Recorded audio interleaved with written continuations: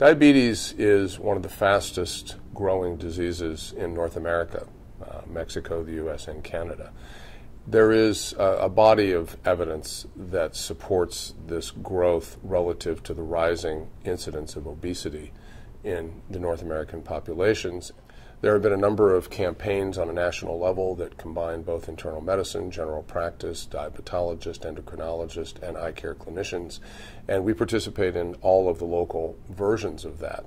But the key for diabetic patients is to make sure that they are seen on a regular basis.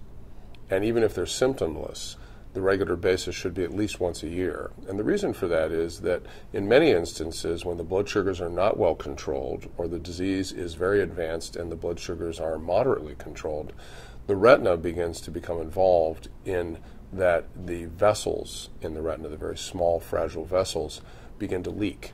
That leakage is due to the inherent diabetic disease and how it affects the blood vessel function. Additionally, one of the most common causes of vision loss in the United States is diabetes-related swelling of the retina. And that can be managed effectively with both blood sugar control and interventional therapy to a point of good visual function, but the patients do need to be seen regularly in order for that not to occur. One of the biggest problems that we see in diabetes is that patients don't seem to have a clear understanding of the relationship between their management of their blood sugar and the eventual impact that that has on their visual function.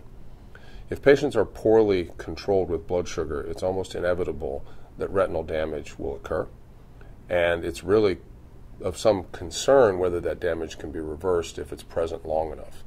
If patients do maintain a healthy lifestyle and good weight management, as well as moderate exercise recommended by their physician, usually in conjunction with medical therapy, it's entirely possible that you can spend an entire lifetime and have no significant retinal damage.